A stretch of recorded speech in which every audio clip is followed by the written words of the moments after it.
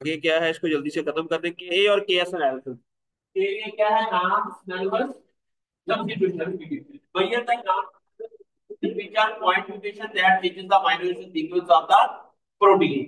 K A is a proxy for the rate of the functional divergence, जबकि Ks क्या है भैया, the rate of synonymous substitution। synonymous क्या होगी, जिसे चेंज ये नहीं कहता चेंज, हाँ ठीक है।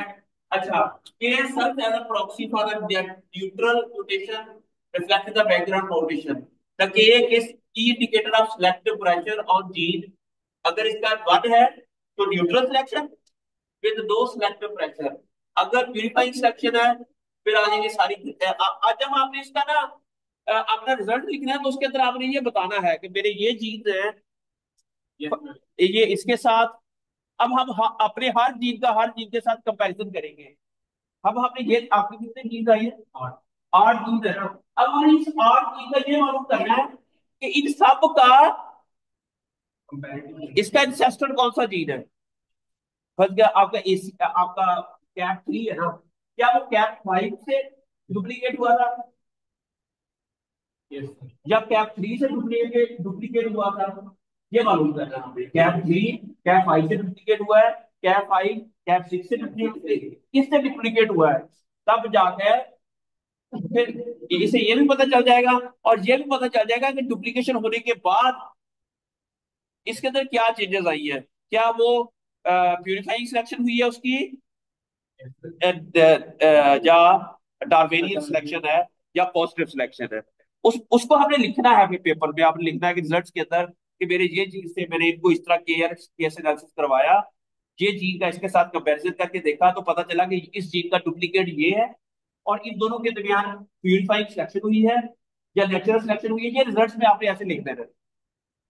ये आपको पेपर में बताऊंगा तो उसके अंदर आपको पता चल जाएगा कि इसको लिखना से है। ठीक है। अच्छा, अब है ये इसका अडॉप्टिव एवोल्यूशन के ऊपर क्या इफेक्ट है कि high K acceleration suggest that genes are undergo adaptation through.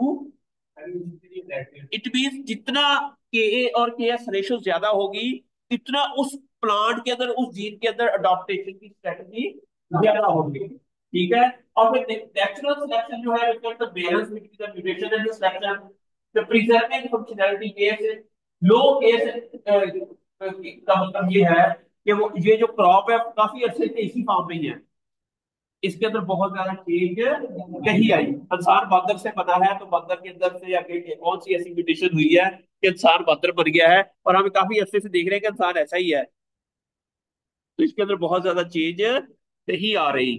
ठीक है। अब आगे है केस स्टडीज है, सोलिनेशियस फैमिली आ गई।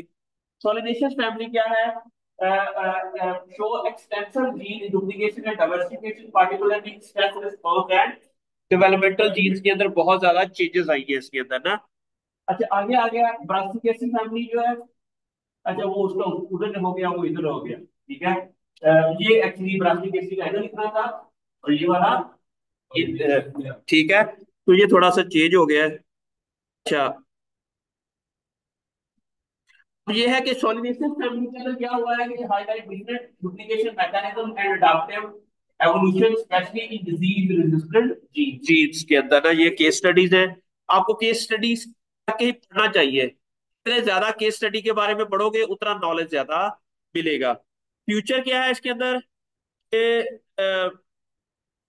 जी पढ़िए इसको हम आज। Further studies put the focus on comparative genomics, functional assay of duplicated genes, and how environmental factors influence gene family evolution. या तो बहुत सा ऐसा environmental factor है। पहली बात ख्याल रखिएगा तो बहुत ज्यादा कोई डिजास्टर आ जाता है, एक एक पूरी पॉपुलेशन ही डिस्ट्रॉय हो जाती है। इट मीन उसके अंदर जो जीन की फ्रीक्वेंसी है वो कम हो जाएगी या ज्यादा हो जाएगी ना। कौन सा ऐसा जीन है जिसके अंदर म्यूटेशन आने से अडॉप्टिव की तरफ जाया जाता है, कौन से ऐसे जीन्स हैं, कौन से ऐसे प्लांट्स हैं जिन्होंने अपनी नेचुरल म्यूटेशन को सेव किया हुआ है, कौन से ऐसे जीन्स हैं जो ज्यादा डिजीज रेजिस्टेंट हो गए, कौन से ऐसे प्लांट हैं वो डिजीज रेजिस्टेंट हुए हैं तो वो क्यों हुए हैं। क्वेश्चन ये है कि एक प्लांट बहुत ज्यादा डिजीज रेजिस्टेंट हुआ है, इट मीन उसके ऊपर बहुत ज्यादा सिलेक्शन हुई होगी, प्रेशर हुआ होगा पैथोजन का।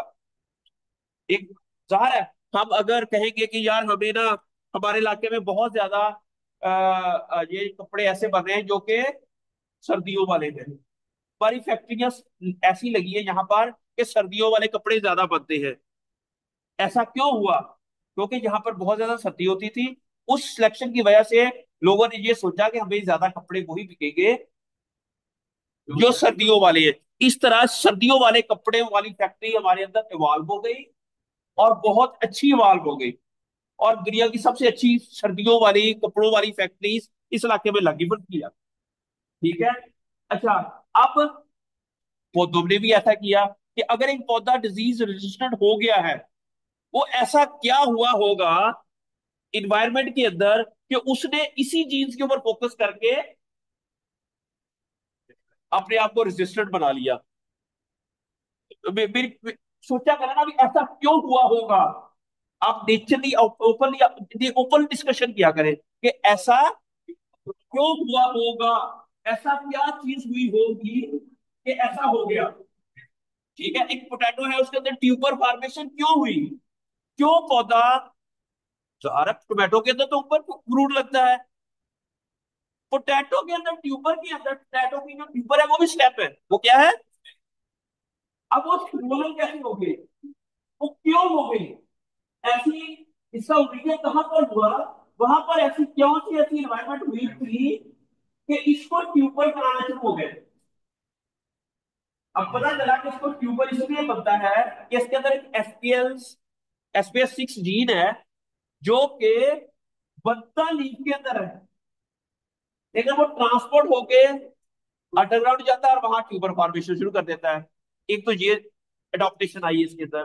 दूसरा ये हुआ कि इनके जो स्टार्च बायोसिंथेसिस वाले जीन्स थे ना, वो प्लांट के अदर पार्ट में एक्सप्रेस नहीं होते। जिस तरह टोमेटो है ना, टोमेटो के अंदर अगर रूट के अंदर स्टार्च बायोसिंथेसिस जीन थोड़े बहुत एक्टिव होते हैं कि स्टार्च बनना शुरू हो जाए, लेकिन पोटैटो में स्टार्च बायोसिंथेसिस वाले जीन, स्टार्च क्या होती है?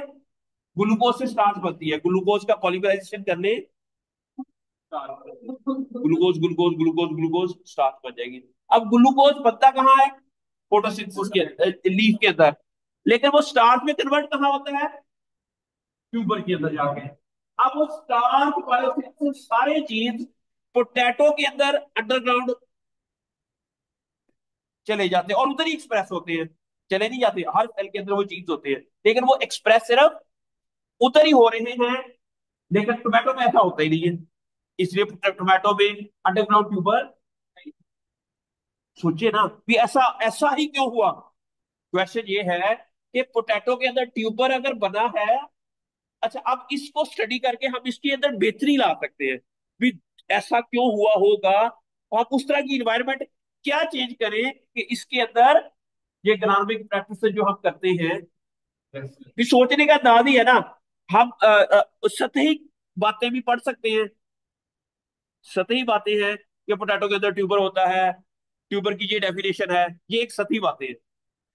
ट्यूबर ट्यूबर ही क्यों है ऐसा, ये है। ओ नजरुल सेठी नहीं कहता था अंदर की बात,